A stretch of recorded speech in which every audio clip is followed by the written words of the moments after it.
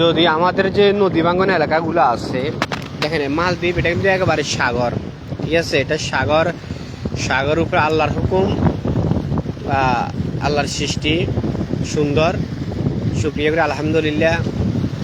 কিন্তু এখানে সরকারিভাবে যে পাথরগুলো যেভাবে সারি সারিবদ্ধভাবে দেওয়া হয়েছে, এখানে দেখেন পাথরগুলো কীভাবে দেওয়া হয়েছে।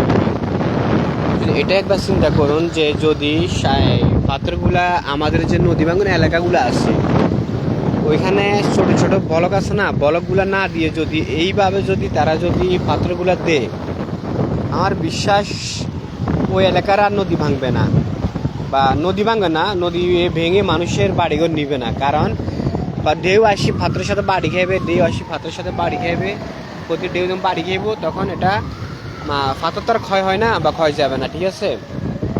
তো যাই বলেন না কেন, মাটিতে বলক দিয়ে এগুলা এক বৃষ্টির লগে ওইলা মাটি দিয়ে বাংলাদেশে মাটি দিবে, এখন বৃষ্টি বলক দিয়ে বৃষ্টি হয়ে মাটিগুলো নেচে জড়ি যায়। এরকম না হারে যদি এরকম যদি উন্নয়ন যদি বাংলাদেশে যদি মানে সরকারিভাবে যদি এরকম যদি পাথর দিয়া সুন্দরভাবে কাজ করে ওই এলাকার এমপি বা মন্ত্রী যে কোনো লোক দায়িত্বশীল কাজ করে, তাহলে ওই এলাকার লোকে ওই লোকটাকে সারা জীবন মনে রাখবে, মৃত্যুর পরে হয়তো তার জন্য দোয়া করতো। কিন্তু এখানে দেখেন নদী ভাঙ্গন আর কত মানুষ, কত পয়সাওয়ালা মানুষ কিন্তু পুকুর হয়ে যায় একমাত্র বাড়ি ভাঙ্গনের কারণে, নদী ভাঙি সব নিয়ে যায়। তাহলে যদি এইভাবে যদি সুন্দরভাবে যদি তারা যদি কাজ করে, দেখেন ওই সাগরের মাঝখানে একটা দ্বীপ দেখতেছেন না, দ্বীপ, ঠিক আছে, একটা দ্বীপ দেখতেছেন না, ওই দ্বীপেরও পাশে সাইডে পাশে এরকম এরকম করে আপনার যে এই পাথর দেওয়া আছে, বুঝছেন? ঢেউ আসি বাড়ি কথা খায়, ঢেউ আসি বাড়ি খায় পাথরের সাথে। তো ওই যদি পাথরের সাথে ঢেউ বাড়ি খায়, যদি বলা হইতো মাটি হইতো, এগুলো সব মানে জড়ি যাইতো বা নিচে নামি যাইতো আর কি। পাথরের সাথে যখন বাড়ি খায় তখন আর এটা ভাঙে না। তো এরকম কিছু নেই।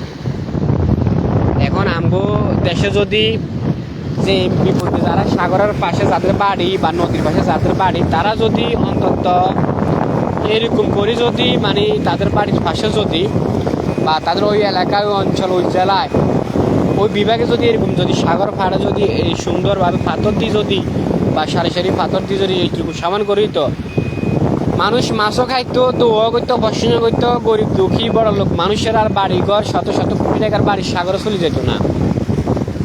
আমাদের তো আমরা সবাই কিন্তু প্রচুর জ্ঞানী, কিন্তু ক্ষমতা পাইলে আমরা তো ক্ষমতা কাজে লাগাই না।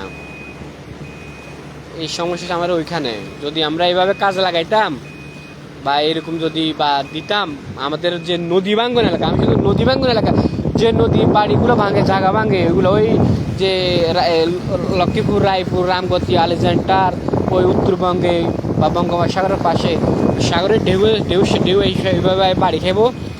আইল ন বাঁধে যদি এইভাবে বাঁধে, আমাদের ফেনীতে যে কি বলে এখানে যে বন্যা হয়, ফুলগাছির ওইদিকে বন্যা হয়, বেরিবাদের এই পাশে যদি এরকম যদি বেরিবাদের ওই পাশে যদি এরকম যদি পাথর দেয়, তাহলে ওই বালুখো মারখো এই মাটিখোর যে বাটপারগুলো আছে ওরও কিন্তু আসলে এরকম সাহস করবে না যে পাথর নিয়ে খাবার মতো। আর গ্যারান্টি নাই পাথর ভালো পাথর খাই গেলে বলে বাংলাদেশের সমস্যা তো ওই জায়গায়।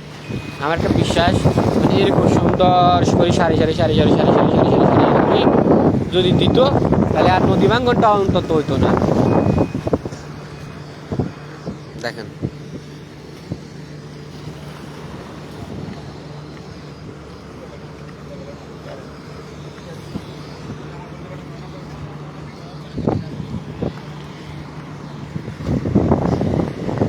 দেখছেন কি সিস্টেম করে সরকারিভাবে, দেখছেন।